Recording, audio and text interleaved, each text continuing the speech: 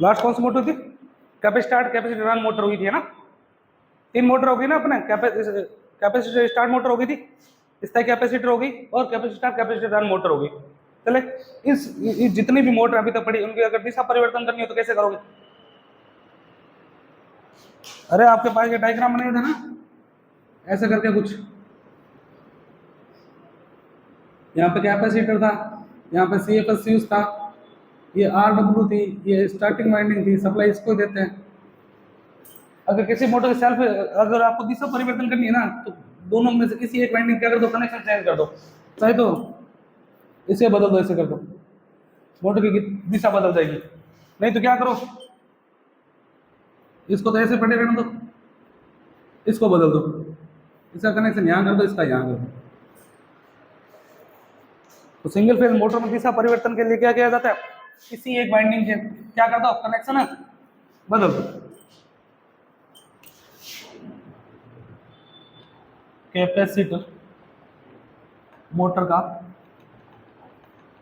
दिशा परिवर्तन, इनकी नहीं भरी आज किसी ने दिशा परिवर्तन।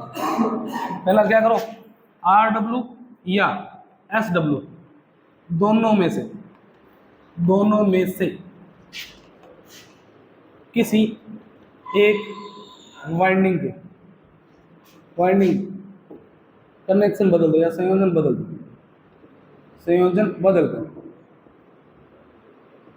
बदल कर दिशा बदली जाती है। ठीक है, अगर नीचे जाओगे ना प्रैक्टिकल करोगे तब उस समय देखना, किसी एक वाइंडिंग खोल के उसे कनेक्शन चेंज कर देगा, दिशा परिवर्तन हो जाएगी।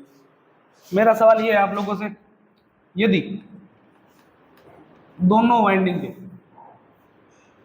वाइंडिंगों के कनेक्शन बदल दिए जाए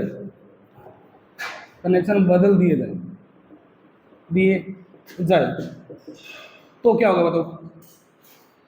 वाइंडिंग सेम है दोनों, अगर दोनों के कनेक्शन क्या कर दे, बदल दी जाए, दोनों वाइंडिंग कनेक्शन क्या कर दे, बदल दे रहे, तो क्या होगा? क्या मोटर की दिशा बदल जाएगी या वैसे चलेगी?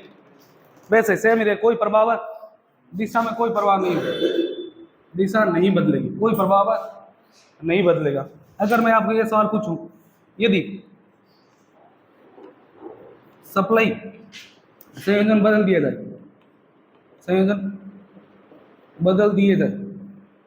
जाए तो क्या होगा मोटर की दिशा में? 3 तरीके के सवाल बनेंगे आपके पास, सोचो। किसी मोटर का सप्लाई दे रहे हो, उसके कनेक्शन आप फेज दे रहे हो, वहां न्यूट्रल दे दो, जहां न्यूट्रल दे रहे हो वहां फेज दे दो, तो क्या होगा?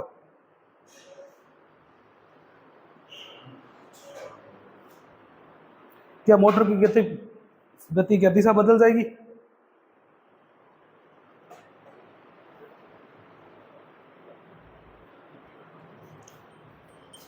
सेम यही तो बात है, दिशा नहीं बदलेगी, दिशा चेंज नहीं होगी, सेम दिशा बदलने के लिए आपको एक ही काम करना पड़ेगा, दोनों वाइंडिंग में से किसी एक वाइंडिंग क्या कर दो, कनेक्शन बदल दो, बस यही तरीका, इसके अलावा कोई तरीका नहीं है। अगली मोटर आ जाओ, अगली मोटर चले, ये थी कैपेसिटर मोटर आपकी। कैपेसिटर मोटर के अंदर आप जो अगली जो मोटर पढ़ोगे,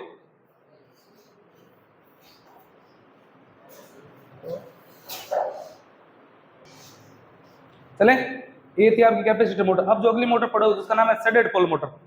अभी तक जितनी मोटर पड़ी उसका क्या हो गया था, आकार बड़ा हो चुका है। क्या बड़ा हो चुका है? आकार। अब आपको क्या चाहिए, छोटी मोटर चाहिए। क्या चाहिए? अब देखो, अभी तक जितनी मोटर उसमें 2-2 वाइंडिंग हो गई, 2-2 कैपेसिटर हो गए, तो आकार बढ़ने गया क्या? तो अब आकार को क्या करना पड़ेगा, छोटा। इसके लिए एक अगली मोटर बनेगी जिसका नाम है शेडेड पोल। ध्यान से समझना, शेडेड पोल मोटर। इसमें क्या होता है, एक स्टेटर होता है। क्या होता है? स्टेटर पर पोल बनाए जाते हैं। क्या पोल बनाए जाते हैं? पोल स्थापित किए जाते हैं। ये पोल स्थापित करते हैं। चले, इन पोलों को एक विशेष खांच के द्वारा 2 हिस्सों में बांट दिया जाता है।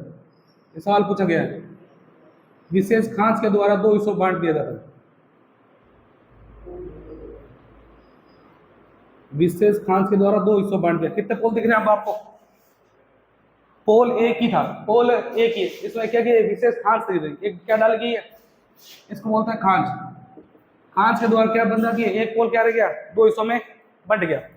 ये जो खांच है कुल पोल के एक के भाग पर निकाली जाती है। कुल जैसे मान लो एक भाग कितना है, 3 का है, 3 सेंटीमीटर का, तो उसके एक हिस्से पर क्या करना है, समझा नहीं। चलो, एक खांच के द्वारा क्या कर दिया, दो हिस्सों में पोल को बांट दिया। इसके अंदर लिखते हैं एक लाइन, इस मोटर के स्टेटर पर पोल स्थापित किए जाते हैं। क्या स्थापित किया जाता है, पोल स्थापित किए जाते हैं, किए जाते हैं। अगली खास बात क्या सर, पोलो पर एक पोलो को एक खांच के द्वारा, एक खांच के द्वारा, बोलो मत बेटा, खांच के द्वारा दो हिस्सों में बांट दिया जाता है, दो हिस्सों में बांट दिया जाता है, बांट दिया जाता है। तो एक बार वो तो एक चीज है, कोई बड़ी चीज है, किसी एक हिस्से पर आप अगर खांच या तोड़ दे दो तो एक हिस्सा बड़ा एक हिस्सा ऐसा छोटा नहीं बन जाएगा क्या। अब देखो इसमें से एक हिस्सा बड़ा है और एक हिस्सा क्या है, छोटा। इस खांच से क्या हुआ, एक पोल का एक हिस्सा बड़ा रह गया और एक हिस्सा क्या बन गया, छोटा। तो पोल के बड़े हिस्से को तो बोला जाता था सैलिएंट पोल। क्या बोला गया, सैलिएंट पोल। और छोटे हिस्से को बोला जाता है शेडेड पोल, शेडेड पोल। एक एक सवाल है, सारे के सारे इंपॉर्टेंट। शेडेड पोल में क्या किया, पोल स्थापित किए। क्या स्थापित किए, पोल। पोलो में क्या हुआ था, एक खांच डाली गई, खांच के द्वारा पोलो को दो हिस्सों में बांट दिया। कितने हिस्सों में बांट दिया, दो हिस्सों में बांट दिया, हिस्सों को दो हिस्सों में बांट दिया। ये खांच, ये खांच पोल के एक तिहाई भाग पर, एक तिहाई भाग पर निकाली जाती है, निकाली जाती है। चले, जिसके कारण, जिसके कारण कारण पोल का एक हिस्सा बड़ा, एक हिस्सा बड़ा तथा एक हिस्सा छोटा रह जाता है, एक हिस्सा छोटा रह जाता है, रह जाता है। चले आगे, यहां तक को दिक्कत समझे, परेशानी। बड़े हिस्से को किस नाम से जाना जाएगा, बड़ा हिस्सा, बड़ा भाग या बड़ा हिस्सा। पोल का बड़ा भाग क्या कहलाता है, सैलिएंट पोल। क्या कहलाता है, सैलिएंट पोल। छोटा भाग या छोटा हिस्सा, पोल का छोटा हिस्सा क्या कहलाता है, शेडेड पोल। आप आईटीआई में यहीं से सवाल पूछेगा। स्टेटर लगाए, स्टेटर पे पोल लगाए, पोल पे खांच नहीं, खांच से पोल के दो भागों में बट गया। चलो आगे, जैसे एक बड़ा भाग रह गया, एक छोटा भाग। बड़ा भाग क्या कहलाता है, सैलिएंट पोल। छोटा भाग क्या कहलाता है, शेडेड पोल।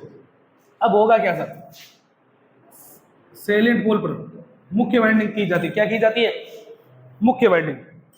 सैलिएंट पोल पर, सैलिएंट पोल पर मैं सवाल पूछूंगा अभी। सैलिएंट पोल पर मेन वाइंडिंग है, मुख्य वाइंडिंग स्थापित की जाती है, मुख्य वाइंडिंग की जाती है,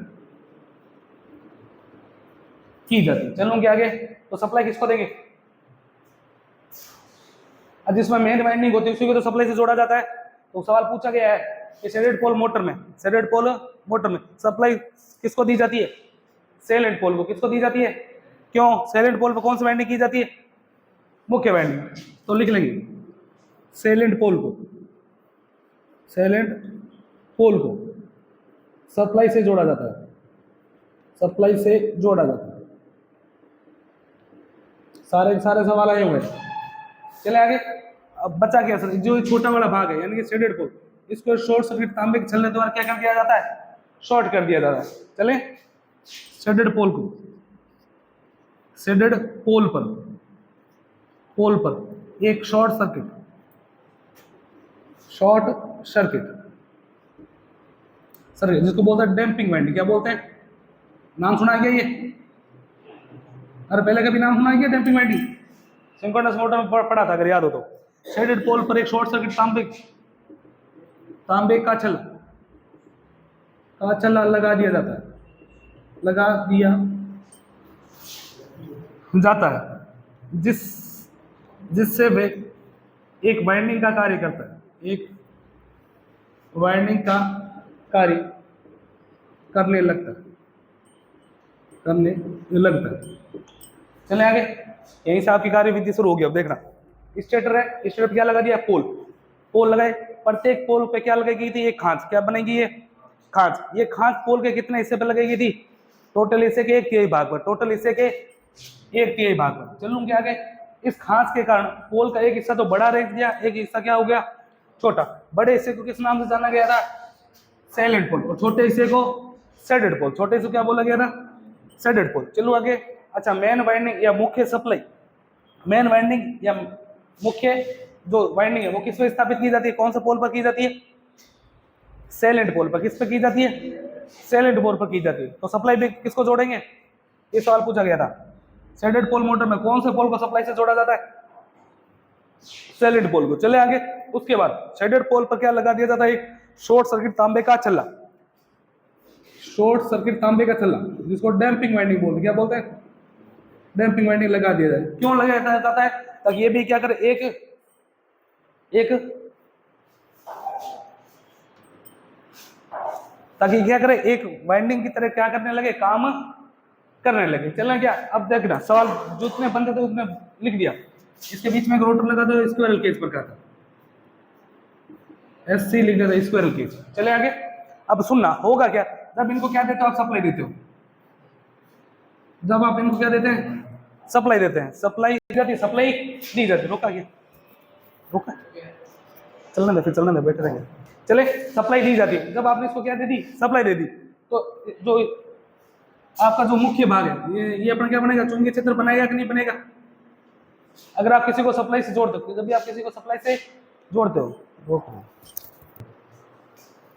चले क्या आगे। आपने सबसे पहले क्या करना है, इसको सप्लाई दी है, सप्लाई दोगे, सप्लाई किसको दोगे, सैलेंट पोल को। जब इसको आप सप्लाई दोगे तो अपना चुंबकीय क्षेत्र बनाएगा कि नहीं बनाएगा। अब ये जो चुंबकीय क्षेत्र है ये किस में से निकलने की कोशिश करेगा, शेडेड पोल में से निकलेगा कि नहीं निकलेगा। क्या शेडेड पोल को कोई सप्लाई दी आप लोगों ने, कोई सप्लाई नहीं दी। इसका जो चुंबकीय क्षेत्र है, मैं अलग से यहाँ पे हल्का सा बनाता हूँ, एक पोल बनाता हूँ, ये एक पोल है, यहाँ पे कर दिया शॉर्ट सर्किट तांबे का छल्ला, इसको आपने क्या दे दी है, सप्लाई दे दी। क्या दे दी, सप्लाई। इस पे कर रखी आपने वाइंडिंग, इस पे आपने क्या कर दी है, वाइंडिंग। ये अपना चुंबकीय क्षेत्र बनाएगा कि नहीं बनेगा। इसका जो चुंबकीय क्षेत्र है वो किसमें से निकलने की कोशिश करेगा, शेडेड पोल में से, शेडेड पोल में से निकलेगा। जब ये चुंबकीय क्षेत्र शेडेड पोल में से निकलेगा तो माइकल फेराडे के प्रथम नियम अनुसार, फेराडे के प्रथम नियम अनुसार इसमें भी अपना चुंबकीय क्षेत्र बना लेगा, नहीं बना लेगा। ये भी माइकल फेराडे के प्रथम नियम अनुसार ये भी क्या बना लेगा, अपना चुंबकीय क्षेत्र। इसका चुंबकीय क्षेत्र इसमें से निकलेगा तो शेडेड पोल भी अपना क्या बना लेगा, चुंबकीय क्षेत्र। और डैम्पिंग वाइंडिंग लगे होने के कारण ये चुंबकीय क्षेत्र क्या बनेगा, एक जैसा बनेगा। कैसा बनेगा, एक वाइंडिंग की तरह काम कर रहा है ना, तो एक जैसा चुंबकीय क्षेत्र बनेगा। अब एक तो इसका चुंबकीय क्षेत्र है, इसका सैलेंट का, और एक इसका चुंबकीय क्षेत्र है शेडेड का। दोनों के बीच लेंज के नियम अनुसार जहां सा फेराडे आता है, फेराडे का मासी का लड़का कौन है, लेंज है, वहां तो लेंज आएगा। लेंज क्या बोलेगा, ये जो चुंबकीय क्षेत्र बना है ये सदैव उसी कारणों का विरोध करेगा जिससे इसकी क्या हुई है, उत्पत्ति हुई है। तो ये जो चुंबकीय क्षेत्र है इसको नष्ट करने की कोशिश करेगा नहीं करेगा। क्या ये कर पाएगा, नहीं कर पाएगा, क्यों, इसकी वजह से इसकी उत्पत्ति हुई है। तो क्या करेगा, इसका जो चुंबकीय अक्ष है वो किस ओर से किस ओर खिसक जाएगा, सैलेंट से शेडेड की ओर खिसक जाएगा, नहीं खिसक जाएगा। धक्का कौन देगा, इधर से सैलेंट ही तो धक्का देगा। जब सैलेंट इसको धक्का देगा तो चुंबकीय जो अक्ष है वो किस ओर से किस ओर चला जाएगा, सैलेंट से शेडेड की ओर। जैसे चुंबकीय अक्ष घूमा, बीच में लगा रोटर घूमने लगेगा नहीं लगेगा, रोटर घूम गया अपना। क्या एक बात बताओ, क्या कभी ऐसा हो सकता है ये जो चुंबकीय अक्ष है वो सैलेंट से शेडेड की ओर ना होकर शेडेड से सैलेंट की ओर कभी हो सकता है क्या। हमेशा सप्लाई किसको दी है आप लोगों ने, सैलेंट को। तो हमेशा जो शक्तिशाली होगा वो कौन होगा, सैलेंट का चुंबकीय क्षेत्र होगा। कभी ये इसको इधर धक्का नहीं दे पाएगा, शेडेड कभी धक्का दे पाएगा क्या, क्यों, इसकी उत्पत्ति तो इसके कारण ही हुई है, तो ये तो कभी धक्का नहीं दे पाएगा। तो धक्का कौन देगा, हमेशा सैलेंट। तो इस मोटर का जो चुंबकीय अक्ष हमेशा किस ओर से किस ओर होगा, सैलेंट से शेडेड की ओर होगा। चलो आगे। तो इसकी जो दिशा परिवर्तन है, क्या आप दिशा परिवर्तन कर सकते हो, क्या ये कभी ऐसे घूम सकता है, ये उल्टा घूम सकता है, कैसे घूमेगा। इसमें फेज से आप चाहे फेज बदल दो, इसके फेज बदल दोगे तो भी फेज तो आप इसको ही दोगे ना, मेन वाइंडिंग को ही। नहीं समझे मेरी बात को, हमें तो सप्लाई किसको देनी है, आपको सैलेंट को देनी है। कभी भी ये जो चुंबकीय क्षेत्र है इतना शक्तिशाली नहीं होगा तो मुख्य चुंबकीय क्षेत्र क्या कर दे, बदल दे या धक्का दे दे, कभी वही होगा। तो सिंगल फेज की एकमात्र मोटर है जिसका दिशा परिवर्तन कभी नहीं किया जा सकता, कभी भी दिशा परिवर्तन नहीं कर सकते। क्यों नहीं कर सकते? क्योंकि इसमें जो चुंबकीय क्षेत्र, चुंबकीय जो अक्ष है हमेशा सैलेंट से किस ओर होगा? शेडेड की ओर होगा। ये लाइनें लिख देते हैं 4।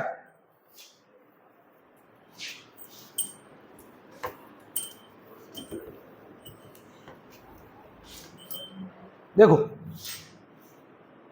जब मोटर को सप्लाई दी जाती है, मोटर को सप्लाई दी जाती है तो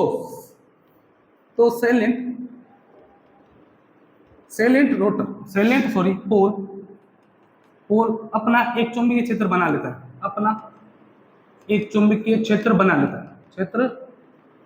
है, बनाएगा कि नहीं बनाएगा? सप्लाई दोगे चुंबकीय क्षेत्र तो बनाएगा। अगली खास बात है, सेलेंट का चुंबकीय क्षेत्र,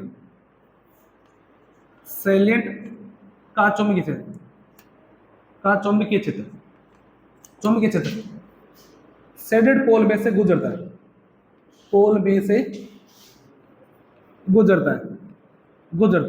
तो फैराडे के प्रथम नियमानुसार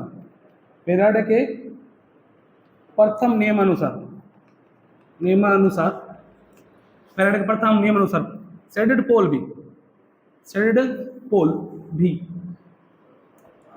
अपना एक चुंबकीय क्षेत्र बना लेता है, यहां तक को दिक्कत समझे? परेशानी यहां तक हो जाएगा ना भाई? अपना चुंबकीय क्षेत्र बनाएगा, ये चुंबकीय क्षेत्र किसमें से निकला? शेडेड में, तो ये भी अपना चुंबकीय क्षेत्र बना लिया। अगली खास बात क्या? शेडेड का चुंबकीय क्षेत्र लेंज के नियमानुसार मुख्य चुंबकीय क्षेत्र को नष्ट करने की कोशिश करता है, या मुख्य चुंबकीय क्षेत्र का विरोध करता है, ये लिख लेते हैं। मुख्य चुंबकीय क्षेत्र का क्या करता है? विरोध करता है। क्या करता है? विरोध करता है, मतलब धक्का देने की कोशिश करता है। अगली खास बात क्या करता है? सेलेंट का चुंबकीय क्षेत्र शक्तिशाली होने के कारण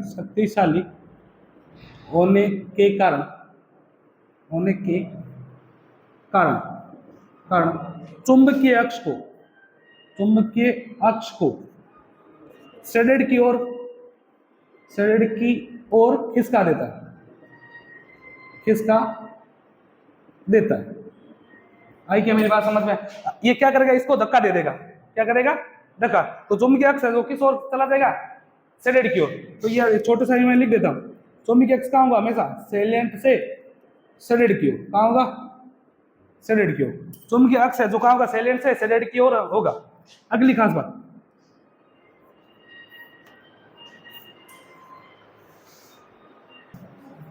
चले तो शेडेड पोल जो मोटर का जो चुंबकीय अक्ष हमेशा किस ओर से किस ओर होगा? सेलेंट से शेडेड की ओर। एसी की वह मोटर जिसमें एक फेज को दो फेजों में प्रेरण के द्वारा बांटा जाता है। प्रेरण के यानी कि इंडक्शन के द्वारा बांटा जाता है। कौन सी मोटर है? Shaded pole motor. इसमें जो एक फेज दो फेज बनता है, किसी कारण बनता है? चुंबकीय क्षेत्र के कारण ही तो बनता है। यहाँ पे आपने कोई प्रतिरोध कम ज्यादा थोड़ी किया किसी वाइंडिंग का। भाई कैपेसिटी जो मोटर थी उसमें एक फेज को कैसे दो फेज बांटा था? दो वाइंडिंगें थी, ठीक नहीं थी? इसमें क्या है? चुंबकीय क्षेत्र को बांटा है ना आप लोगों ने, एक फेज को दो फेज बांटने किसका प्रयोग किया गया है? प्रेरण का। किसका प्रयोग किया है? प्रेरण का। याद रखना, अभी तक जो पहली पड़ी थी वो तो प्रतिरोध के कारण आप एक फेज को दो फेज बांट रहे थे। इसमें क्या कर रहे हो आप? एक फेज दो फेज बांटने किसका प्रयोग किया आपने? प्रेरण का, इंडक्शन का यूज किया। चले आगे। अगली खास बात, इस मोटर की गति कौन सी मोटर है ये? Shaded pole. इस मोटर की गति हमेशा सेलेंट से शेडेड की ओर होगी। चलूं क्या? हमेशा गति किस ओर से किस ओर होगी? सेलेंट से शेडेड की ओर होगी। आगे देखो, इस मोटर का दिशा परिवर्तन नहीं किया जा सकता। ऐसी की कौन सी मोटर है जिसका दिशा परिवर्तन नहीं कर सकता? Shaded pole motor. इस मोटर का यानी कि शेडेड पोल मोटर, इस मोटर का दिशा परिवर्तन नहीं किया जा सकता, समझ गए ना? क्यों? क्योंकि हमेशा शक्तिशाली कौन होगा? सेलेंट ही होगा। कभी भी शेडेड शक्तिशाली नहीं हो सकता, क्योंकि सप्लाई किसको देंगे? हमेशा सेलेंट को देंगे। अगली खास बात, यूज ध्यान रखना है इसका यूज। खिलौनों में कहाँ होता है? खिलौनों में, हेयर ड्रायर में, दीवार घड़ी। अभी तक जितनी मोटर पड़ी, एसी की सबसे छोटी मोटर अभी तक की जितनी मोटर पड़ी 4-5, उसमें सबसे छोटी मोटर कौन सी है? Shaded pole. इससे भी छोटी बढ़ाएंगे आगे, जिसको स्टेशनरी बोल आजकल उसका प्रयोग हो रहा है। और आज से उल्टे भी खिलौने चलते हैं, पता है आप लोगों को? पहले जो खिलौने आते थे ना, एक दिशा में जाते थे, अब जो खिलौने आ रहे घूम भी जाते हैं, टकरा के वापस आ जाते हैं। नहीं आ जाते क्या? है ना? तो ये पुराने जमाने का, अब नई टेक्नोलॉजी, उसके लिए अलग मोटर है, उसको बोलते हैं स्टेरेसिस मोटर, जो कि आगे बढ़े। आज का नहीं होती क्या, गाड़ी जाती है आगे सेंस करके वापस घूम जाती बेटी, है ना? होती है ना? और कई बार आप पीछे करके छोड़ते हो उसको तो आगे भागती है। उसमें तो स्प्रिंग होती है, छोटी कार लोगे पीछे करोगे तो उसमें स्प्रिंग होगी, स्थितिज ऊर्जा इकट्ठी होगी, छोड़ोगे तो वो गतिज ऊर्जा में बदल जाती है। देखिए ना, छोटी छोटी, घर में जब छोटे बच्चे आएंगे तब लानी पड़ेगी। इस मोटर की क्षमता याद रखो, किस क्षमता तक बनाई जाती है? 3 वाट से 125 वाट तक। शेडेड पोल मोटर की क्षमता तक बनाई जाती है 3 वाट से 125 वाट क्षमता तक। इसकी दक्षता याद रखना, दक्षता होती है इसकी 5 से 35%। कितनी होती है? 5 से 35% होती है। कितनी होती है? 5 से 35%। ये सवाल है कुछ जो पूछे जाएंगे, छोटे छोटे सवाल है, दोबारा सुन लेना। स्टेटर बनाया आप लोगों ने, इसमें क्या बनाया? स्टेटर पे क्या लगाए? पोल पे क्या डाली गई है? खांच डाली गई। क्या डाली गई है? खांच, पार्टीशन डाला गया है। चलो, वो पार्टीशन कितने हिस्से पर है? कुल पोल के एक के भाग पर। चलो, जिससे एक पोल का एक हिस्सा बड़ा रह जाएगा, एक हिस्सा क्या रह जाएगा? बड़े हिस्से को क्या बोलेंगे? शेडेड पोल, सॉरी सेलेंट पोल बोले। बड़े हिस्सा क्या कहलाएगा? सेलेंट। छोटा हिस्सा क्या कहलाएगा? शेडेड कहलाएगा। मुख्य सप्लाई किसको दी जाती है? मुख्य सप्लाई किसको दी जाती है? नहीं, ये रखे आप टूट रही है, आज खोल देंगे। एक हिस्सा बड़ा सेलेंट और एक हिस्सा छोटा शेडेड हो गया। बड़ा हिस्सा सेलेंट हो गया, छोटा हिस्सा शेडेड। मेन सप्लाई या मुख्य सप्लाई किसको दी जाती है? सेलेंट को। तो मेन वाइंडिंग या मुख्य वाइंडिंग किस पे की जाती है? सेलेंट पर की जाती है। चलो आगे, अगला होगा क्या? जब सप्लाई देते हो तो सेलेंट का चुंबकीय क्षेत्र होगा, वो चुंबकीय क्षेत्र किसमें से निकलता है? शेडेड में से। तो फैराडे के नियमानुसार क्या होगा? शेडेड में भी अपना एक चुंबकीय क्षेत्र बना लेगा। जहां पर माइकल आया था वहां पर किसकी एंट्री हो जाती है? लेंस की। तो वो चुंबकीय क्षेत्र यानी कि शेडेड का चुंबकीय क्षेत्र क्या करने लगता है? मुख्य चुंबकीय क्षेत्र का विरोध करने लगता है। तो मुख्य चुंबकीय क्षेत्र क्या करता है? उसको धक्का दे देता है। तो चुंबकीय अक्ष वो किस ओर से किस ओर चला जाता है? सेलेंट से शेडेड की ओर। तो शेडेड पोल मोटर का जो चुंबकीय अक्ष हमेशा किस ओर से किस ओर होगा? सेलेंट से शेडेड की ओर। गति भी किस ओर से किस ओर होगी? हमेशा सेलेंट से शेडेड की ओर। ऐसी की वह मोटर जिसका दिशा परिवर्तन नहीं किया जा सकता, शेडेड पोल मोटर कभी दिशा परिवर्तन नहीं कर सकती, दिशा परिवर्तन नहीं किया जा सकता। आगे क्या मेरी बात समझ में? शेडेड पोल मोटर की दक्षता पूछी जाए कितनी है? 5 से 35%। और वाट क्षमता पूछे 3 से 125 वाट। 3 से 125 वाट। उतारो फिर चलते हैं।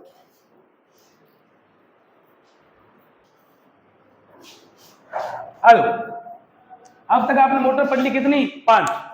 Slit phase, capacitor start motor, स्थायी capacitor motor, capacitor start motor, capacitor run motor. एक आज पढ़ ली शेडेड पोल मोटर। अब जितनी भी अभी तक मोटर पड़ी थी वो कैसी थी? आकार भी छोटा कर लिया था आपने, दिशा भी परिवर्तन हो गया था, हो गया कि नहीं हो गया? अब एक आपको एक ऐसी मोटर पढ़नी है जिस क्या करे, पहले वाले मोटर में क्या कमी थी? सारी किस पे काम करती थी? एसी पर। सारी किस पे काम करती है? एसी पे। अब आपको एक ऐसी मोटर पढ़नी जो एसी और डीसी दोनों पे काम करती हो, एसी और डीसी दोनों पे काम करती हो। चलो आगे, उस मोटर को बोला जाता है यूनिवर्सल मोटर। क्या बोलते हैं? Universal motor. सर को परेशान मत करो, यूनिवर्सल मोटर, यूनिवर्सल मोटर। यहां आजा, यूनिवर्सल मोटर। चले, हिंदी बोलते हैं सही सावित्रिक मोटर बोलते हैं। क्या बोलते हैं? सावित्रिक। आपको यूनिवर्सल मोटर याद रखनी। ये एसी वे डीसी दोनों पर कार्य करती है, दोनों पर कार्य करती। एसी तथा डीसी दोनों पे क्या करती है, काम करती है। अगली खास बात, मैं अब एक डायग्राम बनाऊंगा, इसका आंसर आप मेरे को दोगे क्या है।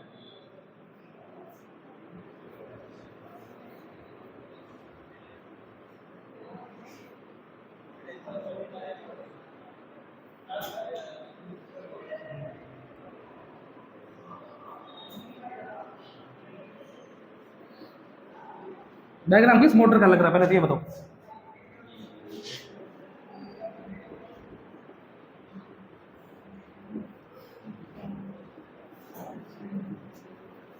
डायग्राम किस मोटर का लग रहा है।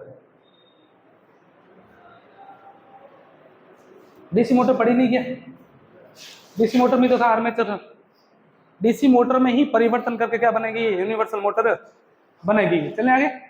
ये एक मोटर, एकमात्र मोटर है जो क्या करती है, एसी और डीसी दोनों पे काम करती है, एसी तथा डीसी दोनों पे काम करती है। अगला, इसे एसी सीरीज मोटर भी कहते हैं, एसी सीरीज मोटर भी कहते हैं, ये सवाल पूछा गया आईटीआई में। यूनिवर्सल मोटर बनने किस नाम से जाना जाता है, एसी सीरीज मोटर। क्या बोलते हैं, एसी सीरीज मोटर बोलते हैं। इसकी बनावट याद रखना, बनावट।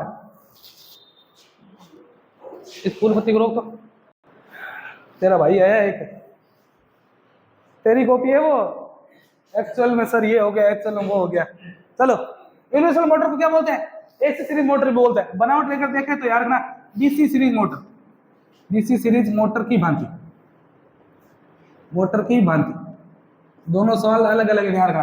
अगर आपको बोला जाए यूनिवर्सल मोटर को अन्य किस नाम से जाना जाता है, तो एसी सीरीज मोटर है। इसकी बनावट अगर पूछे तो किसकी तरह है, दिखती किस है, डीसी सीरीज मोटर की तरह दिखती है।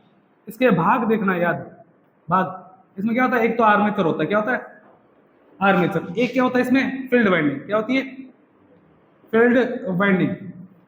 और फील्ड किस प्रकार के तार से बनाई जाती है डीसी मोटर में, मोटा तार या पतला तार, हो गया पतला तार, मोटे तार और कम लपेट से। भाई इसको आर्मेचर के बराबर करंट लेनी है ना, तो मोटा तार और कम लपेट से बनाई जाती है।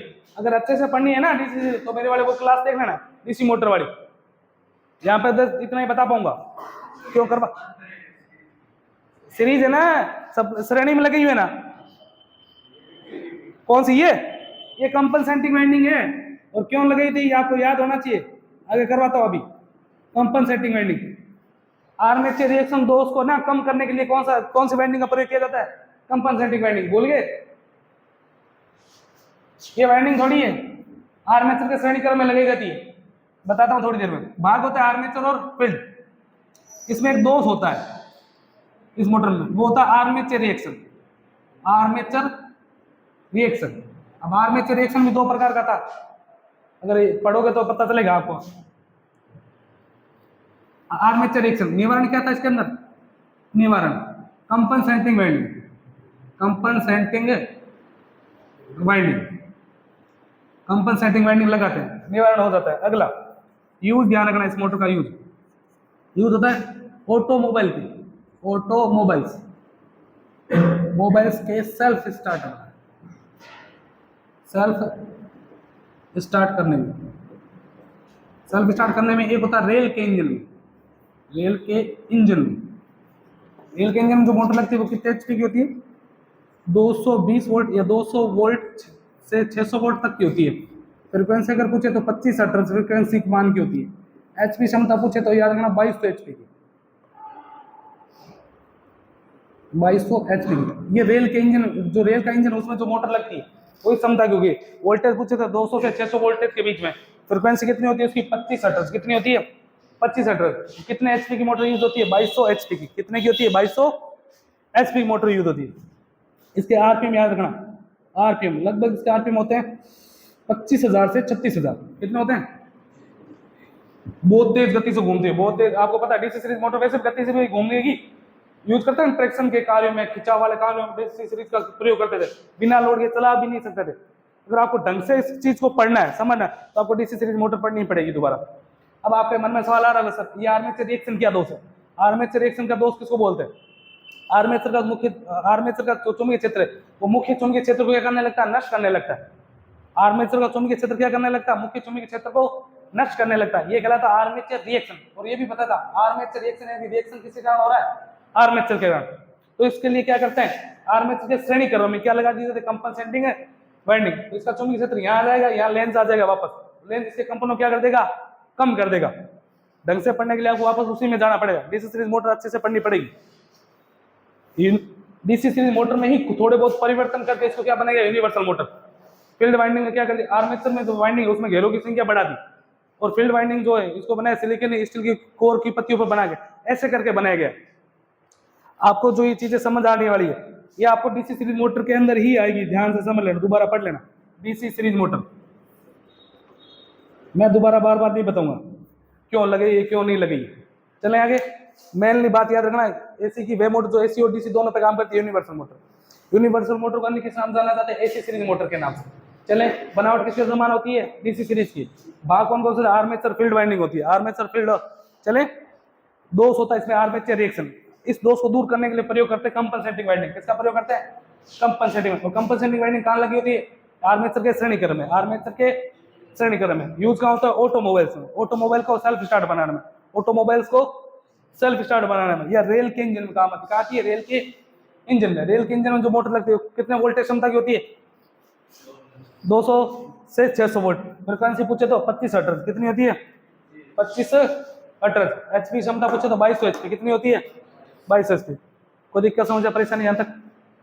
चले, अब तक जितनी मोटर पड़ी एसी डीसी से भी चला ली, आकार भी छोटा कर लिया। अब क्या दिक्कत आ रही है सर, दिशा परिवर्तन करने के लिए आपको क्या करना पड़ रहा है।